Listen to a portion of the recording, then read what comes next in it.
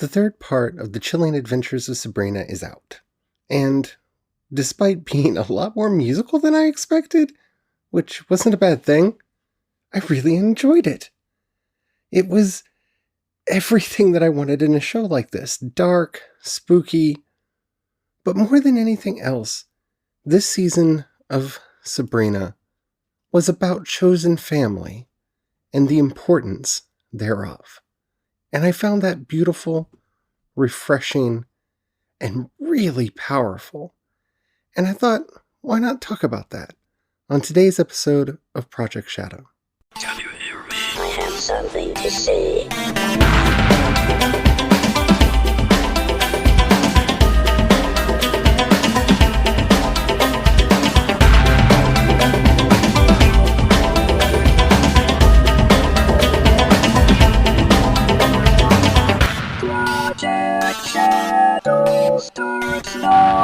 Hello everyone, how are you doing today? My name's Charlie. You might know me better as sci-fi fantasy writer C.E. Dorset, and today I want to talk about part 3 of The Chilling Adventures of Sabrina.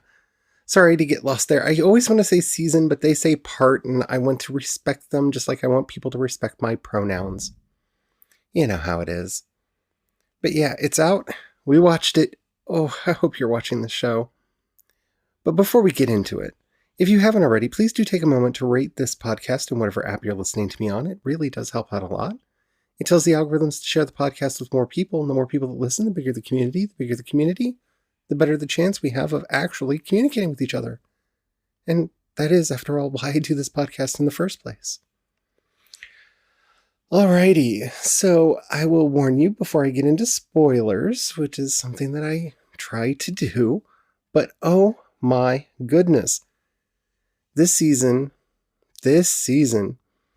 I don't even know where to start, even in the non-spoilery part, because, I love me this genre of show. I don't know what to call it. I generally call it my charmed show, because it's kind of dark, kind of spooky. It has a lot of gothic overtones and deals a lot with topics of romance. I mean, I guess in some ways you could say that it's paranormal romance TV, but I don't know. That doesn't feel right to me. And if it doesn't feel right to me, it's not something that I'm going to do. Because consent is a thing. Oh my goodness. If you laughed, you watched this season. Okay, so everything that happened this year, I am ever surprised at how this show finds ways to make me laugh, make me smile, and this season actually found ways to make me have to turn away from the television because I just couldn't look at what was going on screen. I have a thing about body horror. I can't. I can't for a lot of it, and whew, this season, man. The music is fun. I should have guessed that this was coming when they released that marvelous music video as one of the trailers leading up to the launch of the season. If you haven't seen it yet, Straight to Hell by Sabrina and the Lovecrafts. Definitely check it out. It's on my playlist. I love that song so much. The music video is phenomenal. But yeah, I did not expect all the musical numbers, but somehow it worked in a way that I just never could have imagined a show like this incorporating music the way that it did, from My Sharona, classics like My Sharona and Mickey, to there's a song from my least favorite, or actually, I don't know where to put it because nothing will ever be below Cats. Probably, maybe In the Heights, but it's down at the bottom of the list of musicals I've ever heard in my life from Sweeney Todd. And I know, that's blasphemy for some people to say that, but I'm not a fan. I don't like it. It's not my thing. I think it could have been good, but I think the story of Sweeney Todd is boring. And making it a musical doesn't make it not boring. But making it a musical interlude in a show like this actually made something from Sweeney Todd be not boring. So And for goodness sakes, if Helena Bonham Carter can't make Sweeney Todd not boring, I don't know, it's just not my thing. But yeah, really enjoyed it. I don't think I can say anything else without going into spoilers, so let's do that, shall we? Spoilers are incoming in 5, 4, 3, 2, 1. Alrighty. You have been warned. If you have not seen any of Season 3, Part 3 of Sabrina, The Chilling Adventures of Sabrina, you have been warned. Spoilers are coming. Alright. So as you remember, we left our heroes with Nick being dragged to hell with Satan in his body as a flesh Acheron by Madam Satan, who restored Sabrina's power to her and brought Mary Wardwell back to life. This season starts with them immediately rescuing Nick Scratch, and it was all a dream. And I love that because I turned to my husband while we were watching it, and I just said to him, I was like, man, this show really got to the effing monkey real fast, didn't it? But it's just a dream. And then about that time, that's when Sabrina woke up. But, I loved it. Caliban was an interesting villain. I kind of wish they would have played up the... Now, look, I'm sorry. I'm stopping myself because I know love triangles are not huge. People don't like them. I understand why they don't like them. I'm there. But they intimated, Nick at least really thought that Caliban was vying for Sabrina's affections. And I kind of wish he was. Because my favorite demons, my favorite devils in most media are the ones that are seductive because they're the ones that are dangerous. Scary, angry men who run around doing scary, angry men things. Well, that happens. And yeah, it can be scary, but those seductive devils that draw people in, they are the real ones that you have to watch out for. And I kind of wish the Caliban was more that, because you can see that there were some thoughts of doing that, but he isn't. He's still an interesting character, and I do hope we learn more about him. I do hope that this isn't the last season that he appears on, though, with him getting imprisoned in the Ninth Circle of Hell. Probably is. And of course, allowing everyone to have a death scene this season was brilliant. Actually, everyone but Sabrina. No, Sabrina? No. Yes. Sabrina gets a death scene, but it's a trick and all that. The funniest part of this series, this season especially for me, is Sabrina trying to teach ethics to the minions of hell, which is funny and hilarious, and you can tell that they don't get it because Caliban doesn't understand. Caliban tricking her out of the first of the, regalia is not the same as her tricking Pontius Pilate so she can get her hands on the next piece of the regalia. Yeah, it was kind of mean of her to leave him behind like she did, but, he would have done the same to her, and he had made that quite clear, so I don't see that as trickery, and I think that just shows how Caliban did not understand trickery, which is sad for a devil. But the thing I want to talk about most is how this season spent so much of its time dealing with the question of found family or chosen family versus the bloodline, the family that we are born into. Because the big revelation that we got is that Sabrina is not a Spellman. She's a Morning Star. But she is a Spellman. They chose her, they raised her, and they are her family. And I'm not saying that adopted family and chosen family are exactly the same thing, but we also see this theme brought up over and over and over again with her friends. She has a coven. She has a family that is hers by choice. Now, she may have been tricked into that choice and over time has developed relationships there, but that's a whole thing that we can talk about in another time. And she's constantly being distracted by events put into motion by her evil father. And we see her torn between these two competing ideas. Is she going to be a Spellman or is she going to be a Morningstar? And in the wonderful tradition of Sabrina, she decides not to decide and finds a loophole that will probably rend time and space and cause all manner of Lovecraftian demons to come out in the next season, not to mention Father Blackwood, and everything that he's doing, because he, again, also obsessed with bloodline. Chosen family is something that we've talked about on this podcast on numerous occasions, and it's something that I think is very important to continue bringing up, especially in a context like this, where, for the most part, the main thing that she has to do in this season is decide if she's going to help her chosen family or her bloodline. And that's what gets her into all kinds of trouble.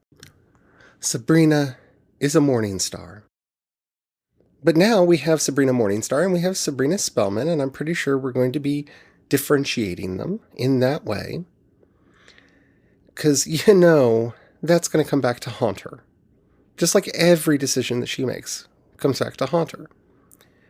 And the fact that Nick ends up blaming her for him becoming the Flesh Acheron when he's the one that suggested it, he's the one that volunteered, she's the one that didn't want to do it.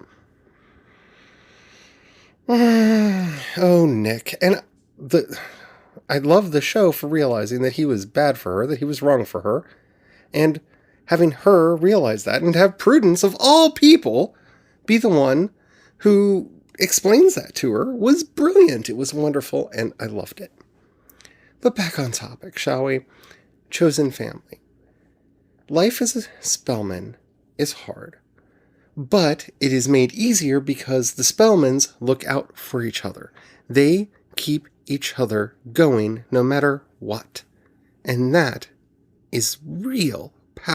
And I love that what she ends up learning through the course of the show is that just being born the child of Lucifer Morningstar didn't give her anything but a title claim to the throne.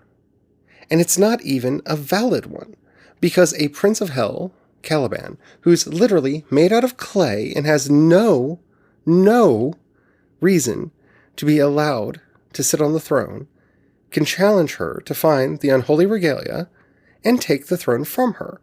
Blood counts for nothing. I love that message. We need so much more entertainment out in the world that comes from the point of view that blood means nothing. Because it doesn't. It's the lucky or unlucky circumstances of birth. We're not better off because of who we are. Blood. Trust me, I live in a family that spends way too much time thinking about legacy and lineage and all of that crap, and I just don't have time for it. It's not something that I can even wrap my head around half the time because it doesn't matter. Yes, I'm related to some of these people that they're talking about, but when they were alive, they didn't have anything to do with me. They didn't care about me at all, except for in that obligatory sort of way that they felt that they had to because I was part of their lineage. And I'm supposed to really care now and be guided by their machinations, what they wanted, when they're not here to benefit or suffer because of those decisions. Those decisions are just there, and I'm supposed to live with them. And I'm not going to make this an episode about me, but this is exactly the situation that Sabrina finds herself in, and why I probably found this episode a bit more relatable than I probably should have. Because in the end, our blood relatives, well, yes, you often hear it said, blood is thicker than wine, or blood is thicker than water. Sorry, I read too much vampire fiction. Blood is thicker than water. And in some instances, that can be true. I have a good relationship with some of my siblings, and yeah, there's a certain feeling that you have because you know each other because you grew up together and what have you. But as far as the people who actually know what's going on in life, the people that are actually there for you, they matter more than just distant relations. I have cousins that I haven't seen or spoken to in years, and it's not entirely my fault. I've tried to connect with them. We just don't connect. We're oil and water, and we've realized that. There's no shame in not having that connection. And that's what Sabrina has to learn. She has to learn that she doesn't need those blood connections. She doesn't need to have any of that brought into her life and causing her problems. And that's the whole point and purpose of this season. She gets to see what it really means to be a morning star. Because she thought it was hard being a spellman and everything that brought on her. Oh, the obligations of being a morning star is so much more. Which is going to be really interesting to see what happens to Sabrina Morningstar, who is still obsessed, at least as we leave the season, with ruling over hell. Because all of this, whether it's the traditions that we come from, and that's something that I probably will do a second episode on, or the families that gave rise to us, it's the people that are there for us, the people that are in our lives with cause. They're the ones that we can really rely on, and that's what Sabrina learns. Yes, she ends up saving herself from the time loop and blah, blah, blah, blah, blah, but it's Ambrose and Auntie Z and Auntie Hilda and all of the others that make her life possible, who make her victory possible. They're the ones who enable her to have the life she needs to have. It's because they chose to keep her. It's because they chose to raise her. It's because they didn't reject her when they found out that she wasn't a spellman, which, let's be honest, with Auntie Z, that was a question for a minute now, wasn't it? But with all the nightmares of hell and everything that Sabrina had to go through, she finally learns her real lesson. It doesn't matter how you were born. It doesn't matter who people say that you are. It matters who you actually are. It matters how you act. It matters how you respond to the challenges that are put before you. That even as Queen of Hell, one must have at least some integrity. And that is a powerful revelation that I don't think the Kings of Hell understood. I don't think Lucifer understood. I don't think Madame Satan understood. And it's something that Caliban definitely. And this is where I think going forward, this question of chosen family is going to be really important for us going forward, because Sabrina chose twice. She chose the family in hell, and she chose her family on earth. And so unlike before, where she had to choose between her mortal and her witch life, and she ended up choosing a middle path, which is what she always does, let's be honest, her middle path this time divided her into two separate people, one that is committed to her demonic family, and one to her terrestrial family. And that is going to cause so much drama going forward.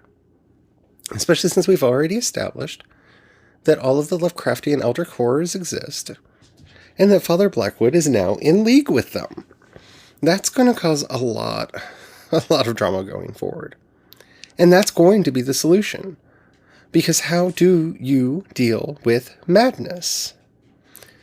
It's the people around you that bring you back. And that's the problem. That's why Agatha went crazy. That's why she killed Dorcas. That's why we find poor Prudence, and I never thought I would say that phrase, alone and bitter by the entire experience. Because while they were her sisters, they were her servants first. The Weird Sisters could have been a chosen family. And yes, they were close, but let's be honest. They were hangers-on. They were the ones who did the bidding of Prudence. And so she learns the hard way that she actually did care for them, and she should have done it sooner. So we'll see if she actually gets to redeem Agatha or not. That's going to be a very interesting thing to watch going forward. I'm just really excited to see how they're dealing with a trans character, because I didn't even get to talk about that. Theo is interesting, and I'm curious to see how that works. I'm also curious to see how the relationship with Roz and Harvey works out. There's so much more I wanted to talk about, but it's that time. I really did enjoy this season, and if you haven't watched it, you should definitely watch it. And if you have any questions, comments, or topics you'd like to hear discussed on the show, in the show notes you'll find a link to the voice message system. Keep it short, keep it clean so I can use it on the show. I would love to hear from you, especially about this series, because I really want to talk more about this series. And I'd like to know what you want to talk about, because, oh, trust me, there's so many things that I could talk about. I just don't want to bore you with my obsessions too badly. If you'd rather hit me up on social media, you can find me. I'm CE Dorset on both Twitter and Instagram, and you can find links to everything that I do over at projectshadow.com. If you have $1 you can pass my way, in the show notes you'll find a link for both listener support and my Patreon. Thank you to everybody who's already done that. If you don't have any money to give right now, or you don't feel like it, that is perfectly all right. But if you know somebody you think would like either this podcast or anything that I do, please share it with them. That helps out immensely as well. And also, if you haven't rated or subscribed yet, maybe do that. That helps out immensely as well. So yeah, I'm continuing to work on the various projects that I've been working on, and I can't wait to share more of them with you, especially the whole dark fantasy thing. I'm really grooving on that, and I'm hoping to have a breakthrough with this space opera one soon. But until next time, don't forget, have the fun. Bye.